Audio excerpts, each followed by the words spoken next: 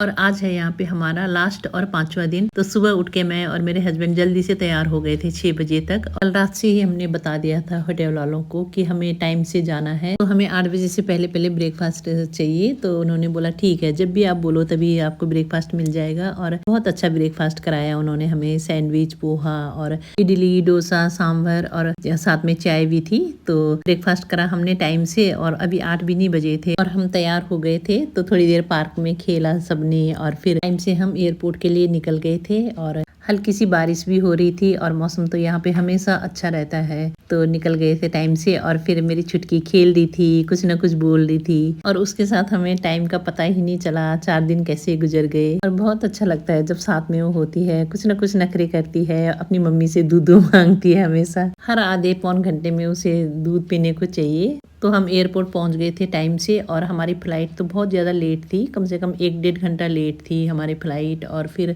9:30 बजे हम एयरपोर्ट पहुंच गए थे और फिर 12 बजे की फ्लाइट थी, लेकिन 1 घंटा लेट थी। तो फिर ऐसे ही घूमते रहे एयरपोर्ट पे, कहीं शॉप देखते रहे, कुछ न कुछ सामान देख रहे थे। फिर मेरी बेटी और मेरी दामाद जी एक शॉप पे गए और वहाँ से लेके आई यहाँ की फेमस स्वीट, मूनलाइट फज बोलते हैं इसे, और बहुत टेस्टी था ये स्वीट। फिर हमारी बोर्डिंग शुरू हुई और हम आ गए थे अपनी फ्लाइट पे।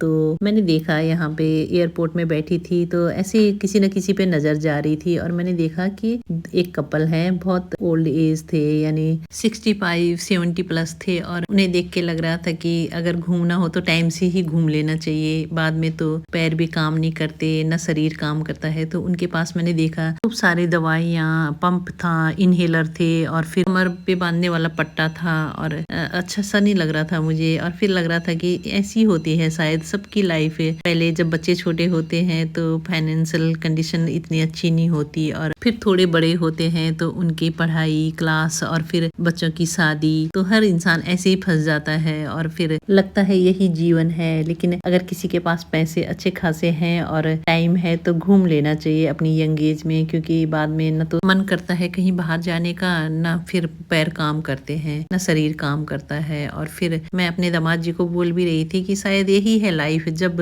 यंग होते हैं हम तो बच्चे छोटे होते हैं, लगता है कि बच्चों को कहाँ लेके जाएं या बच्चे साथ में हैं। और फिर अगर एज ज्यादा हो गई, 60 प्लस हो गई, 65 प्लस हो गई, तो फिर बच्चे साथ में नहीं होंगे तो दवाइयाँ साथ में होती हैं। तो यही है लाइफ शायद। और फिर पहुंच गए थे हम एयरपोर्ट, अपने दिल्ली एयरपोर्ट, और फिर अपने अपने घर के लिए कैब ली। मैंने अपने और मेरी बेटी ने अपने घर के लिए कैब ली, अपने अपने घर निकल गए थे हम। और फिर घर पहुंचे तो सबसे पहले नहा के मैंने भगवान जी को थैंक यू बोला कि सही सलामत हमें घर वापस लाने के लिए, थैंक यू।